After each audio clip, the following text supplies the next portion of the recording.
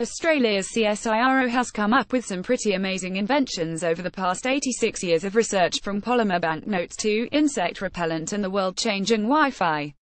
But we can also lay claim to something a little more esoteric. We actually invented a whole new word. And no, we're not talking about one of these newfangled internet words like YOLO, selfie or totes. The word is petrichor, and it's used to describe the distinct scent of rain in the air. Or, to be more precise, it's the name of an oil that's released from the earth into the air before rain begins to fall. This heady smell of oncoming wet weather is something most Australians would be familiar with. In fact, some scientists now suggest that humans inherited an affection for the smell from ancestors who relied on rainy weather for their survival. Origins. Even the word itself has ancient origins. It's derived from the Greek petra stone and ichor, which, in Greek mythology, is the ethereal blood of the gods. But the story behind its scientific discovery is a lesser-known tale.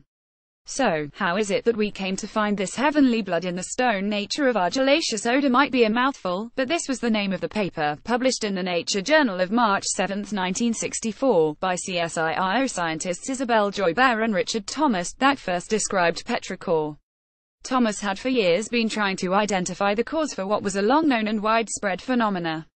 As the paper opened, that many natural dry clays and soils evolve a peculiar and characteristic odor when breathed on, or moistened with water, is recognized by all the earlier textbooks of mineralogy.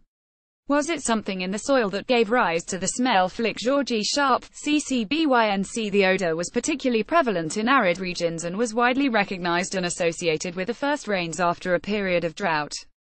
The paper went on to say there is some evidence that drought-stricken cattle respond in a restless manner to this smell of rain. The smell had actually been described already by a small perfumery industry operating out of India, which had successfully captured and absorbed the scent in sandalwood oil. They called it Matti Ka Attar, or earth perfume. But its source was still unknown to science. Joy and Richard, working at what was then our Division of Mineral Chemistry in Melbourne, were determined to identify and describe its origin. By steam distilling rocks that had been exposed to warm, dry conditions in the open, they discovered a yellowish oil, trapped in rocks and soil but released by moisture, that was responsible for the smell. The diverse nature of the host materials has led us to propose the name petrichor for this apparently unique odor, which can be regarded as an ichor, a tenuous essence derived from rock or stone. The oil itself was thus named petrichor, the blood of the stone. Bring on the humidity. The smell itself comes about when increased humidity, a precursor to rain, fills the pores of stones, rocks, soil, etc. with tiny amounts of water. While it's only a minuscule amount, it is enough to flush the oil from the stone and release petrichor into the air. This is further accelerated when actual rain arrives and makes contact with the earth, spreading the scent into the wind. According to the Nature paper, in general, materials in which silica or various metallic silicates predominated were outstanding in their capacity to yield the odor. It was also noted that the odor could be obtained from freshly ignited materials rich in iron oxide, with or without silica. It's a beautiful sequence of events, but one that may be hard to visualize.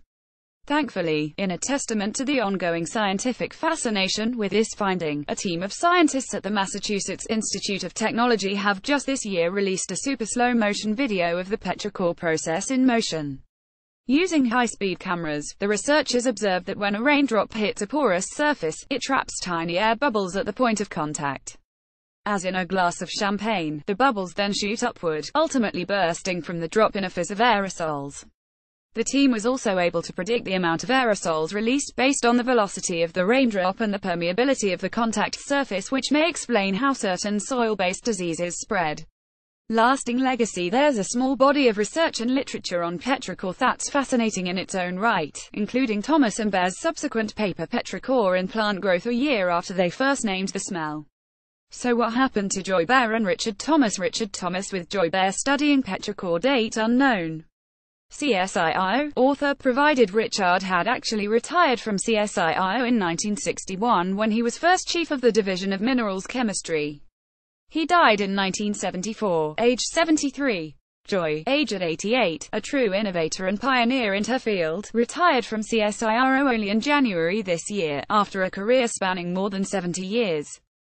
The joint discovery of petrichor was just part of a truly remarkable and inspiring career which culminated in 1986, with Joy's appointment as a member of the Order of Australia for services to science. We are thankful to both for the lasting legacy on giving a name to the smell of rain and to Joy for the role model she has been to so many women in science. This is part of a series on CSIRO inventions.